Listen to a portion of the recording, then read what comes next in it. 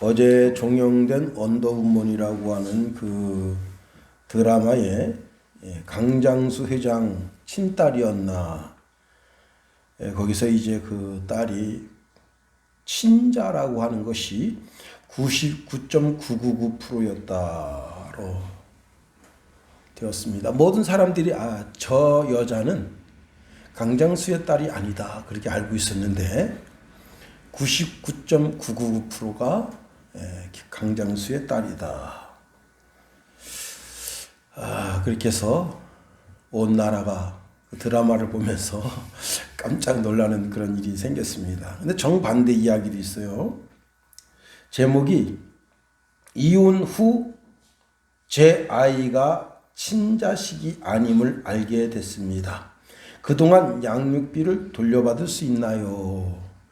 이제 어떤 부부가 결혼해서 사는데 이제 서로 성격 차이 때문에 이제 결혼하게 됩니다. 근데 사실은 그 여자가 결혼하고 나서도 그 원래 그 결혼 전 사귀던 그 남자를 계속 지속적으로 만나왔어요. 그래가지고 이것을 알게 된 그 남편이 이혼하자 그래서 이혼하게 됐습니다. 그런데 그 애가 사람들이 그래요.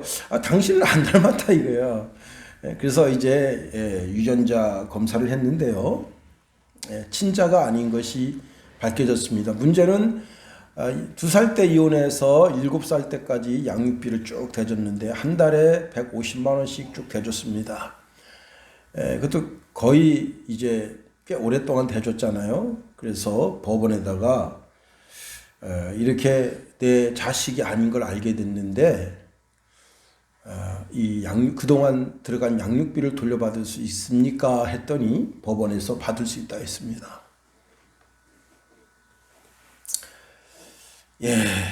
그런데 이 비슷한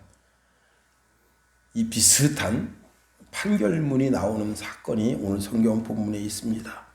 지금으로부터 2000년 전 갈릴리 한 집에서 같은 유전자를 가지고 태어났음에도 불구하고 한 어머니를, 저 어머니는 내 어머니가 아니다. 저 여동생들, 저 남동생들은 내 동생이 아니다. 라는 사건이 일어났습니다. 그리고는 예수님께서 손을 뻗어서 이렇게 양손을 뻗어가지고 지금 예배 드리러 온 그 한 집에 있는 모든 사람들을 향해서 여러분들이 나의 자매고 나의 형제고 나의 어머니입니다. 라는 선언의 사건이 일어났습니다. 오늘 보면 46절에 보면 예수께서 무리에게 말씀하실 때에 라고 되어 있습니다. 이 문장을 독립적 문장으로 보면 안 되고요.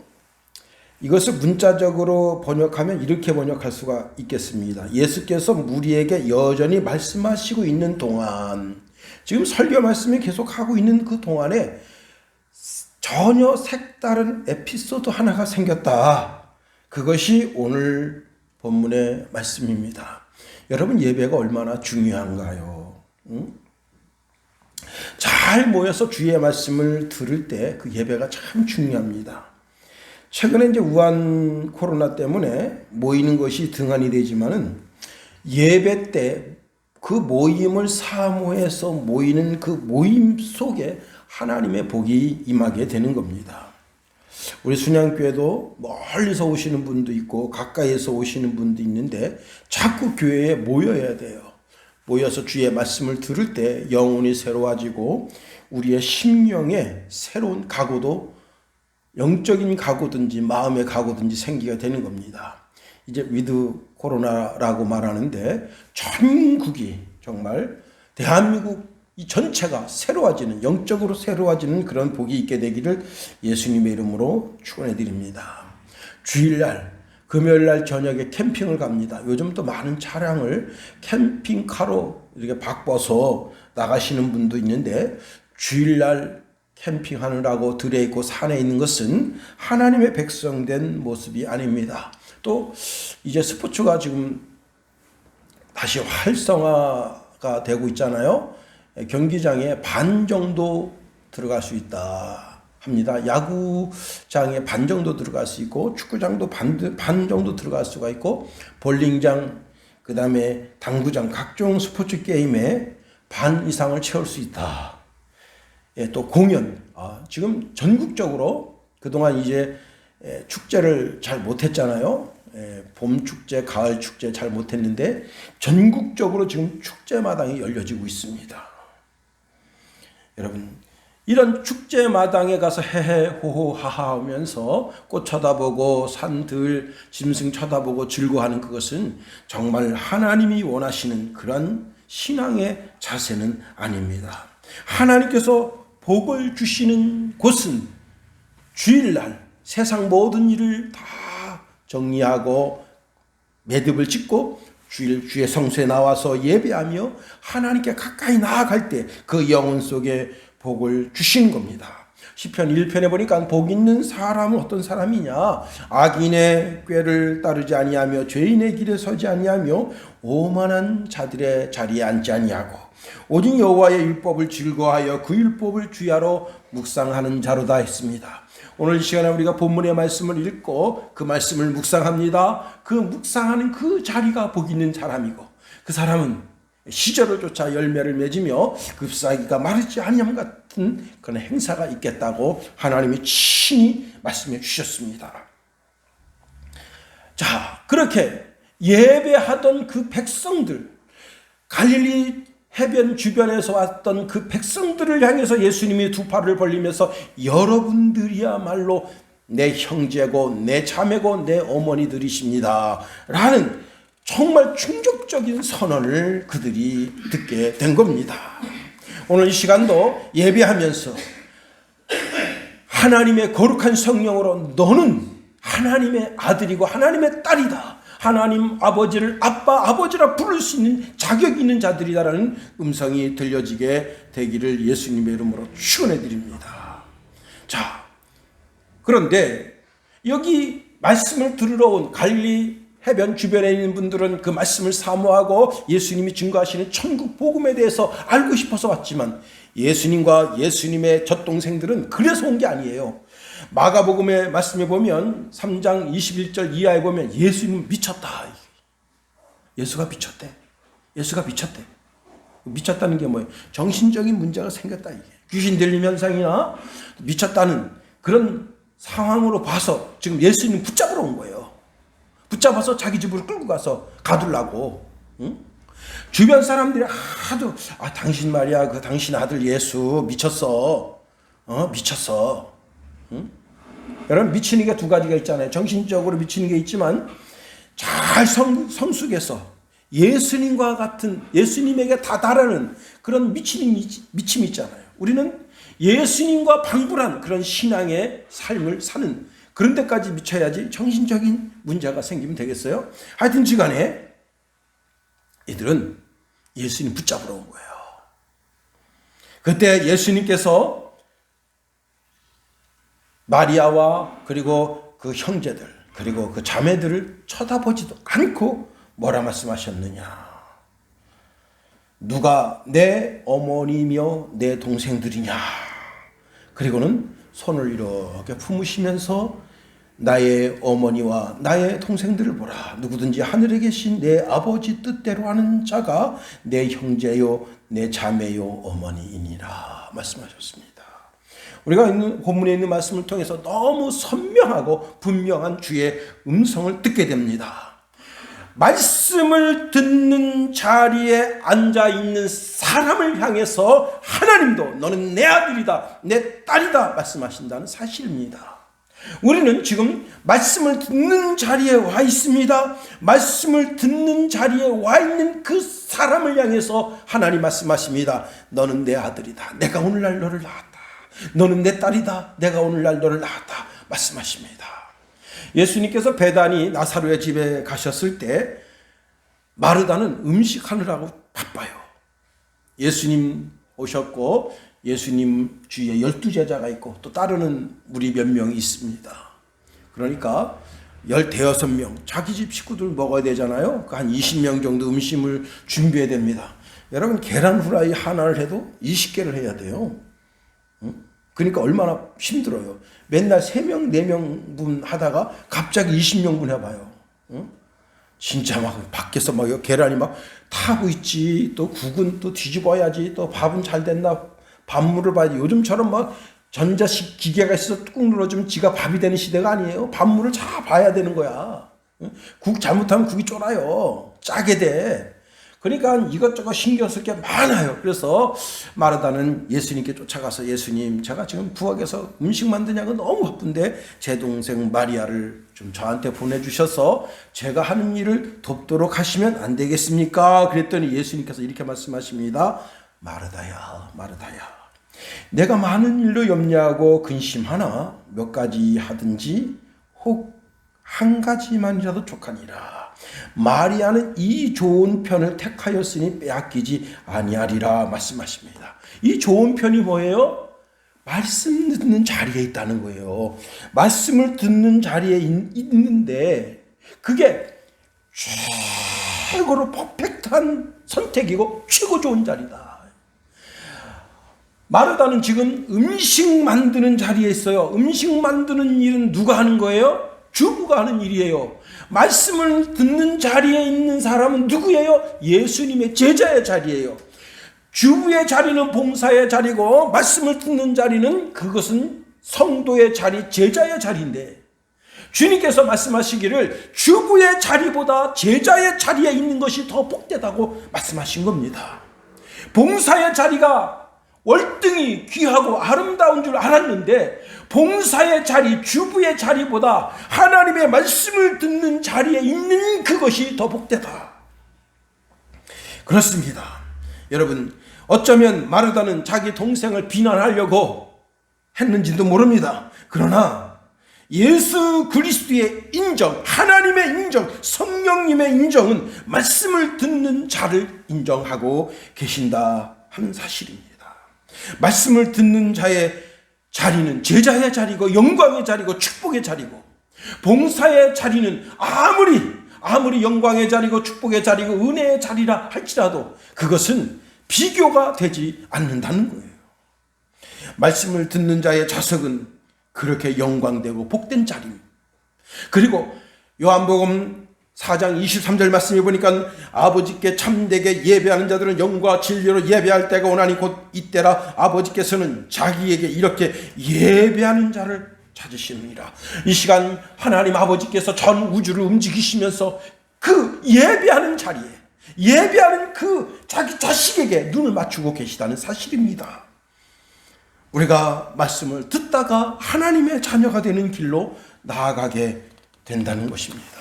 이게 얼마나 축복된 자리예요. 그렇습니다. 자, 그러나 우리가 말씀 듣는 자리를 등한히 하고 마르다처럼 봉사하는 자로 전락하게 되면 씁쓸하게 되는 거예요.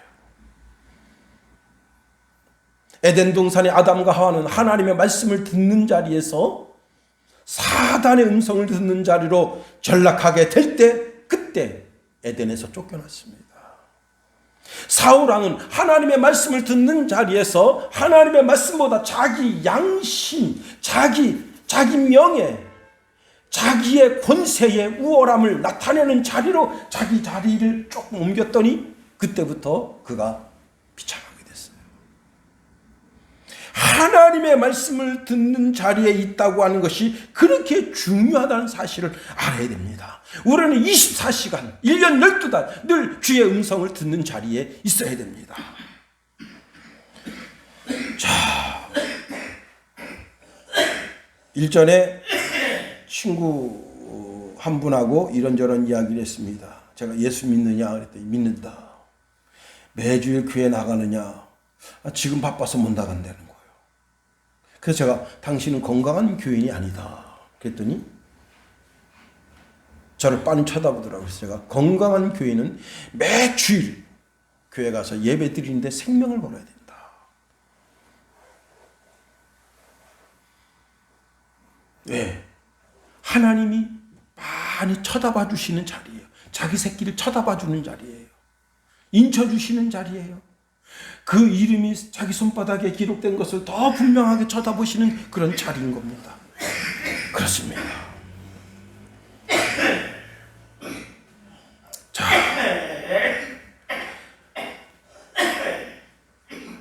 오늘 우리가 이렇게 주의 전에 나와 예배하는 것은 하나님의 자녀가 됐다고 하는 나 자신의 스스로의 표식이에요. 신명기 33장 3절에 보니까 여호와께서 백성을 사랑하시니 모든 성도가 그 수중에 있으며 주의 발 아래 앉아서 주의 말씀을 받는도다 했습니다. 그렇습니다. 설교 말씀을 듣는 자, 예배를 하나님께 드리는 자, 그가 나는 하나님의 자녀입니다라는 스스로의 사인을 보내고 있다고 하는 겁니다. 아버지 말씀 듣기 싫어서 아버지 말씀하실 때 팅팅거리는 자는 올바른 자녀의 자리가 아니에요. 제가 오전에도 박지성 이야기를 했습니다만 박지성이가 이제 자기가 초등학교 때부터 운동하는 걸 좋아했대요. 공부하는 것보다. 그래가지고 운동하려고 이제 몸부림치는데 자기 학교에 그 야구부가 있어서 가서 야구 선생님한테 선생님 저 야구할 수 있나요? 그랬더니 너 몇 학년이냐? 3학년인데 4학년 되고 오거라. 학교 문교부 방침이 4학년 때부터 운동을 시키게 돼 있대요. 그래서 이제 자기가 운동부에 들어가려고 막 마음을 단련하고 있습니다. 그런데 아버지가 이사를 가신 거예요. 그래가지고 이사 간 학교인데 3학년인데 선생님 그 축구부가 있어요. 축구부 모집한다고 하는 그 팻말이 서 있어요. 그래서 선생님 저 축구부 지원해도 되나요? 너 몇 학년이냐? 3학년인데요. 그래? 그래. 한번 와봐라. 그래서 그때부터 가을 학기서부터 이제 축구를 시작했습니다. 애가 없으니까 지원하는 애들이 없으니까 했어요. 축구를 했는데 이제 어느 정도 5학년 되고 축구를 열심히 했는데 아버지가 축구 그만둬라 그런 거예요. 야, 박지성 축구 그만둬. 그러니까 얘가 왜 그만두라 하는 거예요? 야 그만둬 새끼야. 공부해. 쓸데없이 공차지 말고. 그래가지고 박지성이가요 뿔이 나가지고 단식을 한 거예요. 밥을 굶은 거예요. 밥 굶으면서 아버지가 나 축구하도록 허락할 때까지 밥 안 먹겠습니다. 그러니까 아버지가 쌀도 굽고 잘 됐다 임식 그냥. 3일 굶었습니다. 독하죠? 박지성이도. 그때 아빠가 이렇게 얘기했어요. 내가 축구를 하다가 그만두지 않을 것이라면 축구를 해라. 그 뭐냐면 박지성이가 원래 성격이 무단하지가 못해도 뭘 조금 하다가 금방 실망하고 다른 일하고 뭘 하다가 진득히 하는 게 없어요. 얘가. 그러니까 아빠가 이렇게 생각한 거예요. 이 새끼가 지금 축구가 좋아서 축구를 한다 하지만은 진득히 하지 못하고 조금 하다가 그만둘 것 같으니까 너가 정말 축구한다면 축구를 하려고 마음먹었으면 절대 그만두지만 끝까지 가야 된다. 약속할 수 있어? 그러니까 그래요. 내가 축구만큼은 내가 목숨 걸고 할게요. 그래서 아빠가 허락했다는 거예요. 뭐냐면 이 박지성이가 쉽게 모든 일에 포기하는 것을 고쳐주려고 그런 거였어요. 그래서 그 아버지의 말씀을 듣고 축구하다가 여러분 실망해서 그만두고 싶은 마음이 얼마나 많습니까? 여러분 축구 선수 그러니까 양반처럼 그냥 푸른 잔디에서 뛰는 걸 생각하죠. 기싸대기 후려 맞는 거 한두 번 아니에요. 저하고 성찬이가 이제 그 육상부가 돼가지고 그 배수지 운동장에서 뛰는데 야구방망이 후려 칩니다. 이 새끼. 너 어제 11초 3 나오는데 이 기록이 뭐야? 와, 저는요 가슴이 막 철렁철렁. 그 어머니가 밖에서 그거 지켜보고 있는 거예요. 이 새끼 엎드려 야구방망이 가져와. 그냥 열뜻 때립니다. 어제 11초 3 나왔는데 11초 9 나와서 너 어제 뭐 쳐먹었어? 와, 기싸대고 후려갈깁니다. 다시 뛰어 시키야. 110m 그 트랙인데 거길 죽기 살기로 달려요. 얘가. 또 초재요. 어쩌? 발로 그냥 가슴 뻥 짭니다. 그건 막 엄마 눈알 깜짝하지 않고 두둑이 팹니다. 거기서 완전 막 좁혀고. 김성찬 뛰는 건 진짜 양반 뛰는 거죠. 근데 걔는 막 그냥 죽기 살기로 뜁니다. 110m 또 뛰어. 또 재요. 와. 근데 내가 물어봤어요. 쟤를 왜 저렇게 뛰깁니까? 그랬더니 제가 스트라이커라는 거예요. 제가 안 뛰면 아무것도 안 된다는 거예요. 그렇게 한 7, 8번 뛰킨 다음에 그 다음에 공을 줍니다. 걔한테 공을 주고 공 차면서 뛰는 거예요. 그게 손흥민 아니에요. 손흥민. 예? 공 발에 달고 막 죽기 살기 뛰는 거예요. 초를 또 재요. 와, 여러분, 기사들이 차가운 날 기사들이 후려맞은 거야. 시뻘겋게 자기가 눈물이 촥 나는데 떼시겨. 와, 뛰겠어요? 뛰겠냐고. 나 그만둘래요. 나 인격적으로 이거 그만둘래요. 그만둬, 새끼야. 박지성 그럴 거 아니여. 응? 근데 아버지 약속 있어. 너 그렇게 쉽게 포기하려면 축구하지 마라. 아버지하고 약속했지. 그래서 그 약속이 자기 마음속에 탁 박혀서 죽기 상태를 썼다는 거예요. 응? 여러분, 설교 말씀 듣다가 무너진 심령이 세워지는 거예요. 하나님이 너 마음을 강하게 하라, 담대하라. 그래, 하나님이 내 마음을 세워주시는구나.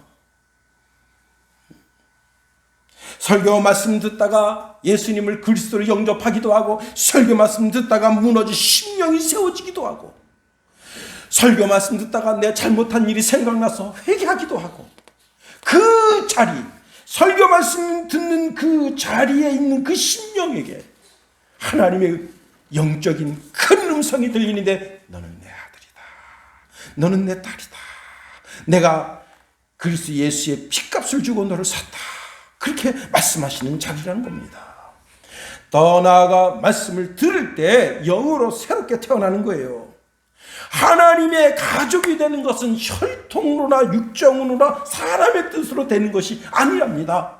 요한복음 1장 13절 말씀해 보니까 이는 혈통으로나 육정으로나 사람의 뜻으로 나지 아니하고 오직 하나님께로부터 난 자들이니라. 우리는 다 하나님 아버지께로부터 태어남을 받은 자들이다 하는 겁니다. 하나님이 영이시기 때문에 우리가 영으로 새롭게 태어남을 입은 거예요. 니고데모가 밤에 몰래 예수님 찾아와서 예수님께 묻습니다. 그때 예수님께서 그 니고데모에게 거듭남의 비밀을 말씀해 주시는데, 진실로 진실로 너에게 말한다. 사람이 거듭나지 아니하면 하나님의 나라를 볼 수 없다. 니고데모가 깜짝 놀라서, 제가 이렇게 나이가 많고 지금 어머니는 아주 늙으신데 제가 어머니 뱃속에 다시 들어갔다가 다시 나와야 되겠습니까? 그때 예수님께서 뭐라 말씀하십니까? 진실로 진실로 너에게 말한다. 사람이 물과 성령으로 나지 않으면 하나님의 나라에 들어갈 수 없느니라. 육으로 난 것은 육이요 영으로 난 것은 영이니 내가 내게 거듭나야 하겠다 하는 말을 놀랍게 여기지 말라. 바람이 임의로 불매 내가 그 소리를 들어도 어디서 와서 어디로 가는지 알지 못하나니 성령으로 난 사람은 다 그와 같으니라. 물과 성령으로 다시 태어나야 된다 하는 거예요. 자, 예수님의 젖동생이었던 야고보가 거듭남에 대해서 야고보서 1장 18절에 이렇게 말씀합니다. 그가 그 피조물 중에 우리로 한 천 열매가 되게 하시려고 자기의 뜻을 따라 진리의 말씀으로 우리를 낳으셨느니라. 진리의 말씀으로 우리를 태어나게 했대요. 베드로전서 1장 23절 말씀해 보니까 너희가 거듭난 것은, 다시 태어난 것은 썩어질 씨로 된 것이 아니요 썩지 아니할 씨로 된 것이니 살아있고 항상 있는 하나님의 말씀으로 되었다. 우리가 다시 태어난 것은 하나님 말씀이 내 속에 들어와서 내 영혼 속에 박히게 되면서, 말씀이 누구십니까? 예수 그리스도 아닙니까? 영접하는 자 곧 그 이름을 믿는 자들에게는 하나님의 자녀가 되는 권세가 있다고 했는데, 그 말씀이신 주님이 내 속에 들어와 계시는 그 순간 내가 영의 사람이 됐다. 그렇습니다. 이제는 예수님을 통해서 우리가 하나님의 자녀가 되고 그 말씀을 받는 그 백성들을 향해서 주님이 손을 내밀며 이 손 안에 있는, 저는 제가 좋아하는 그림이 있는데 주님께서 그 지구를 이렇게 손을 이렇게 내밀고 있는 그런 그림이 있어요. 그리고 너는 내 아들이다. 그 음성이 거기 로고가 쓰여져 있습니다. 그 그림을 좋아해요.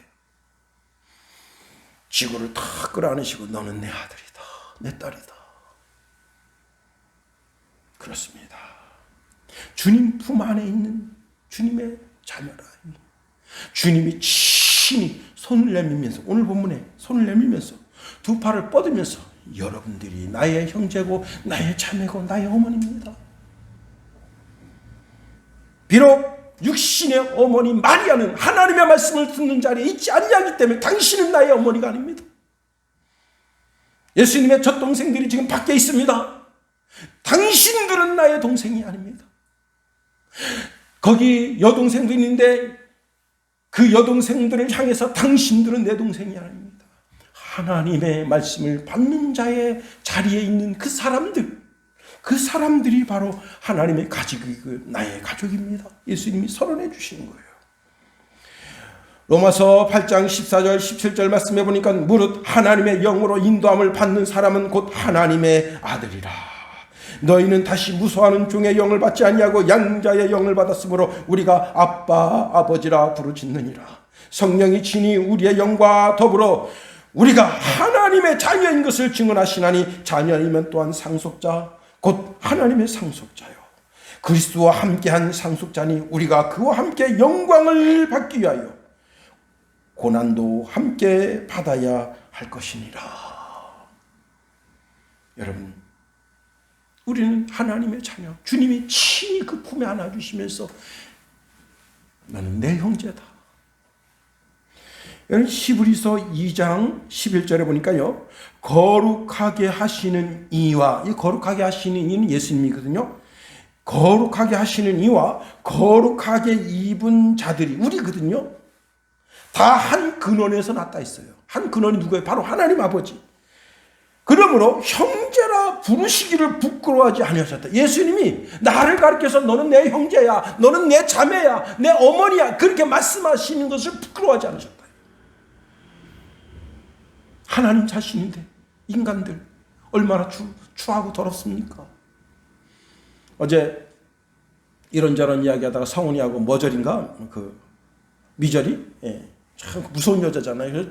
그 영화 보면서 저게 현실이면 어떡할까? 저게 현실이면 어떡할까? 그렇게 생각했다는 거예요. 그런데 또 더 무서운 영화도 있잖아요. 그 영화 이름이 생각 안 나는데 말 안 듣는다고 팔 하나 자르고 다리 하나 자르고 그래서 그렇게 그 의사가 잘라서 자기 곁에 두려고 그 여자를. 예수님이 너는 내 형제야 그러면서 말 안 듣는다고 팔 하나 자르고 다리 하나 자르고 못 도망가게 하려고. 야, 그 생각만 해도 끔찍하잖아요. 근데 그분은 그런 분이 아니다. 여기서 아주 중요한 것이 있어요. 너무 중요한 것. 제가 오전 시간에도 말씀드렸습니다만 예수님이 살아 계실 때 갈릴리 사역을 쭉 하실 때 예수님의 어머니 그리고 예수님의 젖동생들이 예수님을 싫어했어요. 미워했어요.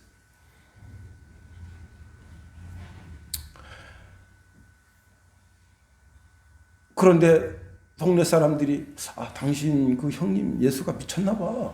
그러니까 집안에 미친 사람이 있으면 참 곤란하잖아요. 그래서 예수님 붙잡아다가 집에 가두려고 예수님 찾아갔습니다. 그게 오늘 오전에 살펴본 말씀에도 나옵니다만은 지금 오늘 본문 마태복음 12장 46절 50절 그 내용이에요. 예수님 미쳤다 그래서 예수님 잡아가지고 자기 갈릴리로 이사 왔는데 나사렛에서 갈릴리로 이사 왔는데 그걸 갈릴리 집으로 끌고 가려고.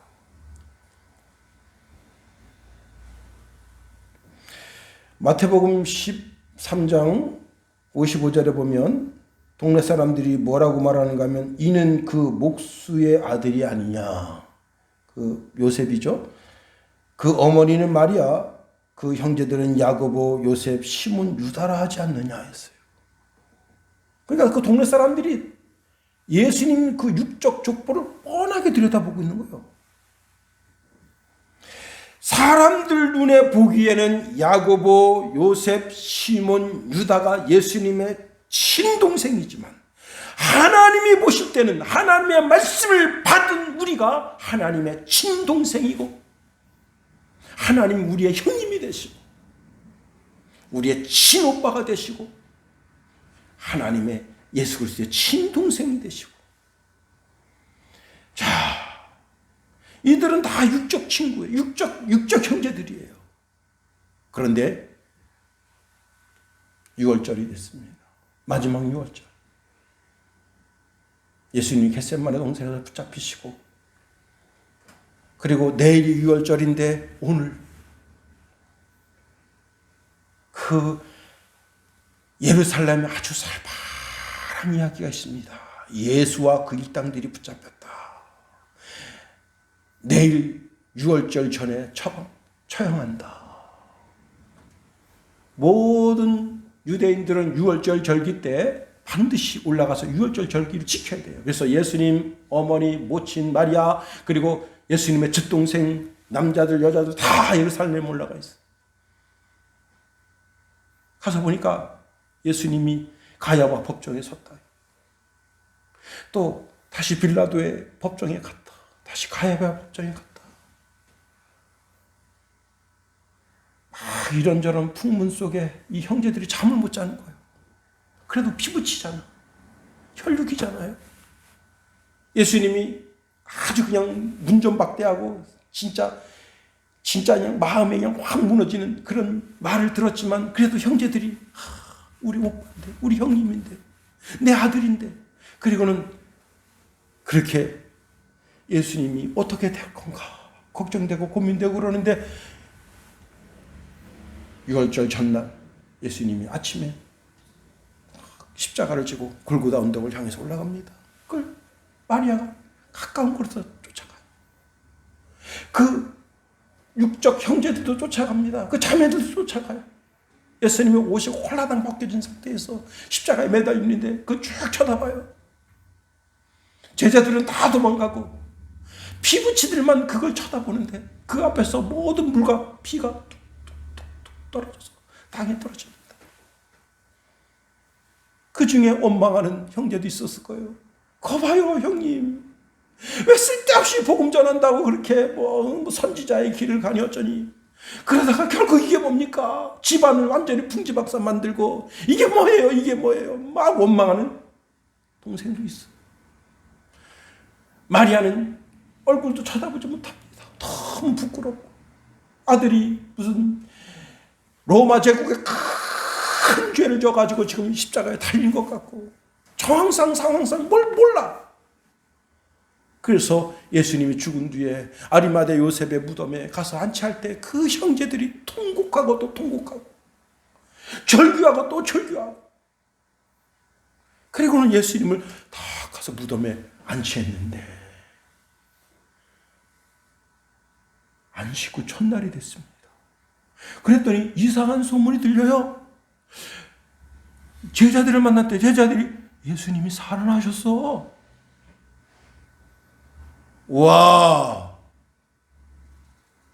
말이 안 되는 말을 하는 거예요. 아니, 사람이 우리가 죽어서 우리 눈으로다가 죽은 걸 뻔히 보고 아리마대 요셉 무덤에 우리가 친히 가서 장세를 치르는데 살아났다고 말되지 않는 말을 하는. 그래서 예수님의 젖동생들도 무덤에 가서 확인합니다. 빈 무덤이에요. 그런데 예수님의 제자들이 하는 이야기가 부활하신 주님을 만났다는 거예요.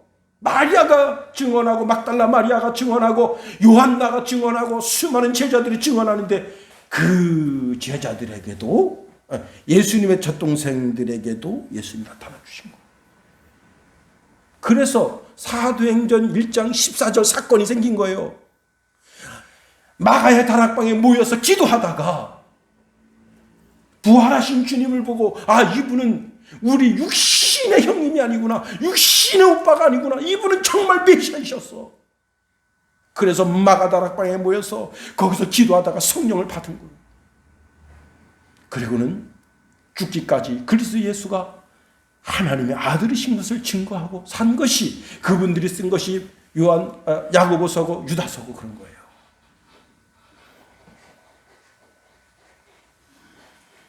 예수님이 누가 내 동생이냐, 하나님의 말씀을 듣고 행하는 자가 내 어머니며 내 동생들이라고 말씀하셨는데, 그들도 하나님의 말씀 듣는 자리에 들어감으로 말미암아 예수님의 친 동생이 되고 예수님의 친 어머니가 되는 사건이 생겨나게 된 겁니다. 그렇습니다. 자, 이제 말씀을 마칩니다. 예수님은 지금도 동일한 말씀을 우리에게 주십니다. 누가 내 모친이며 누가 내 동생들이냐.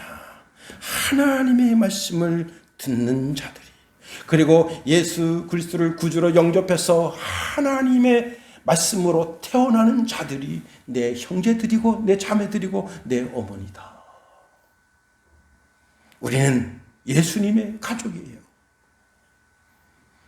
우리뿐만 아니라 온 인류 다 예수 그리스도가 구주이심을 믿는 모든 사람들은 다 한 형제 한 자매입니다. 하나님의 가족된 이 축복을 축하하면서 하나님의 자녀로 부끄럼 없이 사는 저와 여러분이 다 되기를 예수님의 이름으로 축원해드립니다. 기도하겠어요. 하나님 감사합니다. 하나님, 우리가 하나님의 말씀을 받음으로 하나님의 자녀가 되고 예수 그리스도를 나의 구주, 나의 하나님으로 영접함으로 말미암아 너무 확실하고 분명한, 그리고 성령의 능력으로 덧입어 하나님을 아빠 아버지라 부르는, 예수님을 나의 형님이라고 나의 오빠라고 부를 수 있는 축복을 주신 것을 감사드립니다. 하나님의 가족으로 부끄러움 없이 이 땅에서 하나님의 영광을 위하여 사는 우리 모든 믿음의 권속들 다 되도록 도와주소서. 예수님 이름으로 감사하며 기도하옵나이다. 아멘.